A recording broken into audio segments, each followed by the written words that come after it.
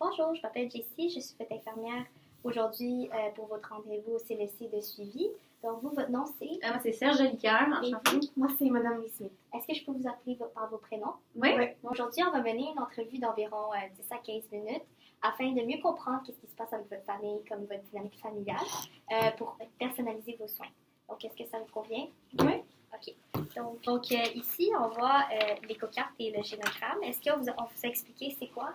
Oui. Ouais, c'est dit que c'est pour explorer comme notre famille, puis comme les ressources qu'on avait, je pense. Ouais, OK. Ouais. Donc, vérifier avec vous si tous les éléments sont les mêmes. OK. Donc, c'est bien, vous êtes mariés depuis 35 ans Mhm. et vous avez deux enfants ouais. qui sont plus au foyer. Ils ont leur propre famille. On voit ici, du côté de votre père, qu'il y a plusieurs personnes qui ont la même condition que vous. Puis, du côté de Mme Smith, elle, ben, que ses parents sont encore en vie. Mhm. C'est ça? En Puis, bonne santé. ouais. Mhm. Puis l'éco-carte, on voit que c'est les mêmes choses. Oui. Même condition. OK, parfait. Ouais, tu sais, comme ça, je vois, maintenant, c'est sur la carte, tu sais, je vois que, tu sais, je me rends compte que ma maladie, tu sais, vous appelez ça l'insuffisance cardiaque, là, tu sais, je me rends compte que c'est peut-être plus génétique parce que, vous voyez, mon père, il est décédé d'un infarctus, puis mon frère a je pense que c'était de l'hypertension qu'il appelait ça, là. Fait que, tu sais, ça me confirme vraiment que ma maladie, là, c'est vraiment génétique, puis que, tu sais, c'est dans ma famille, puis je peux pas faire grand-chose pour changer ça, tu sais. Donc, si je comprends bien, vous croyez que votre maladie est hors de votre portée puisque c'est génétique. Mais c'est ça, là, je peux pas y faire Et grand-chose. vous, Louise, comment est-ce que vous sentez par rapport à la vision de votre mari par rapport à sa maladie? Ben moi, je trouve que sa vision des choses est pas correcte parce que ça lui donne une raison pour pas faire attention à ce qu'il mange, comme saler sa nourriture, il fait pas d'exercice. Moi, je pense que c'est parce qu'il suit pas les recommandations du médecin, il suit pas son traitement. Ah ben là, le médecin, là, il m'a dit que c'était génétique, puis quand j'ai fait mes recherches sur Internet, c'est ça que ça disait aussi, là. Tu sais, de toute façon, je veux pas passer mes dernières années à manger du pain brun, pas saler ma nourriture, forcer à faire du sport plate, là. Je veux vivre mes dernières années comme que je veux. Je peux-tu en profiter? Ben moi, j'ai juste l'impression que t'essaies d'entendre qu'est-ce que tu veux entendre. Mais Serge, si vous pensez que ça avait un impact sur l'évolution de votre maladie, au lieu de penser que c'est juste la génétique qui influence sur la maladie, que changerez-vous? Comme si j'avais du contrôle, là. Ouais. Ben, tu sais, si j'avais vraiment le contrôle, peut-être que je ferais un petit peu plus attention, là, tu sais. Mais, tu sais, c'est me mentir à moi-même, là. Je pense que c'est évident, là. C'est vraiment les gènes, là. Tu sais, mon père avait un infarctus, puis mon frère fait de l'hypertension. C'est génétique. Mais, tu sais, peut-être que je ferais plus attention si j'avais vraiment le contrôle.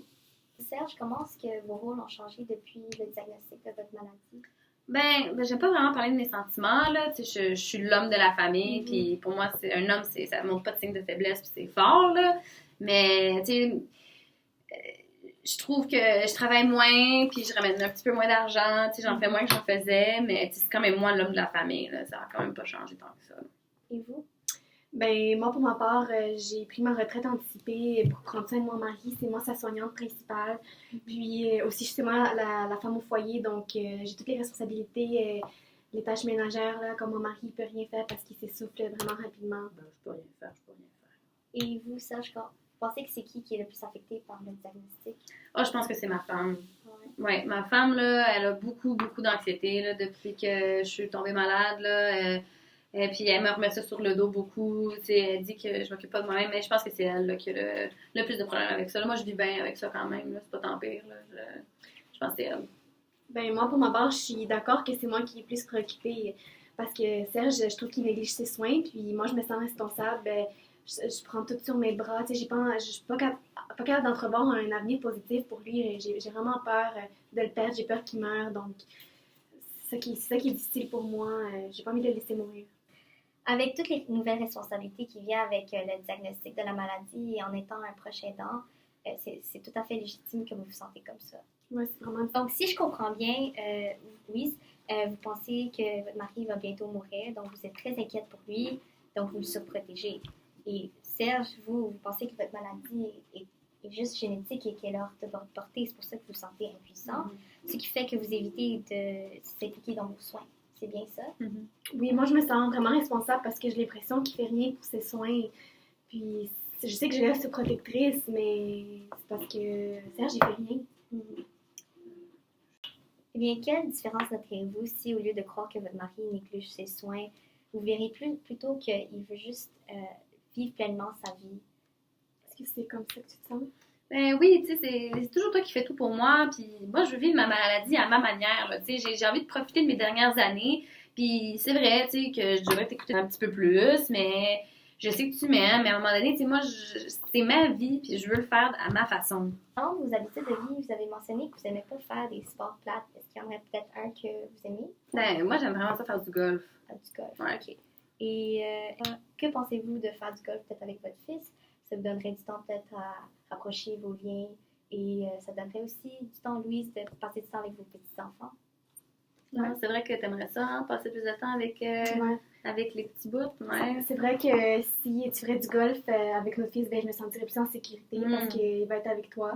Puis en même temps, ben, c'est vrai que j'aimerais ça voir mes petits-enfants plus souvent. Donc, Non, c'est vraiment une bonne idée. On pourrait parler à Charles ce soir. tu sais, comme je sais que jusqu'à présent, ils n'ont pas vraiment été présents dans notre vie parce qu'on n'est pas vraiment dépendants de nos enfants. Et aussi, ils ont leur travail, ils sont occupés avec leur famille. Mais j'ai senti que ta maladie d'insuffisance cardiaque nous a permis de me rapprocher de mes enfants parce qu'on se parle souvent au téléphone et c'est une bonne écoute pour moi. Non, c'est vrai. Donc, je pense que la suggestion de l'infirmière pourrait nous aider à commencer à établir peut-être une relation un peu plus solide parce que pour le moment, c'est une ressource morale pour moi plus que pour toi. Ouais, non, c'est vrai. Moi, j'aime pas ça trop en parler, mais c'est vrai, c'est vrai. Donc, vous, Louise, quel est votre plus grand obstacle face à la maladie de Serge? Ben moi, c'est sûr que vu que je me sens responsable pour ces soins, c'est vraiment difficile pour moi avec les professionnels de la santé parce que je trouve qu'ils ne donnent pas assez d'explications, puis je comprends pas des fois tout ce qu'ils disent. J'ai vraiment de la misère à suivre, puis j'ai beaucoup de questions qu'ils répondent pas. Ils prennent pour acquis que je comprends. OK. Et est-ce que vous avez peut-être une explication à ce comportement-là? Ben c'est ça, comme j'ai dit, je pense qu'ils prennent pour acquis, puis je pense qu'ils ne nous demandent pas à la fin si on a bien compris l'information. Donc, puis moi, je suis gênée de poser des questions, donc ça aide pas. Donc, selon vous, vous pensez que les professionnels de la santé, ils vous portent pas beaucoup d'attention et qu'ils vérifient pas votre compréhension par rapport à ce qu'ils vous disent? Exactement. OK. Et vous pensez aussi que vous ne recevez pas des soins adéquats de la part de l'équipe, hein? C'est ça? Ouais. Okay. Que pensez-vous de peut-être faire une liste de questions à poser aux professionnels de la santé durant l'entrevue ou même avant pour les poser au fur et à mesure et ne pas les oublier? Ben, je pense que ça serait bien parce que j'ai l'impression qu'on n'est pas préparé non plus à nos rencontres. Fait comme ça, ben, tu sais, mieux préparé. Ouais, on aura nos idées claires. Exactement. C'est une bonne idée. Parfait. C'est Serge, quel est le plus grand défi depuis que vous avez reçu votre diagnostic? Ben, tu sais, je trouve ça un peu difficile de devoir ralentir mon train de vie, là. J'aime mon travail, puis j'aime mes activités, puis je trouve que j'en perds un petit peu parce que je suis souvent fatiguée puis je suis essoufflée. Je trouve que c'est légitime que vous vous sentez comme ça depuis que vous avez reçu ce diagnostic, puisqu'il y a plus d'ajustements que vous avez à faire face à votre maladie. Louise, Serge, je tiens à vous féliciter de votre participation durant cette entrevue. Louise, je suis très impressionnée par votre détermination à vouloir le bien-être de votre mari.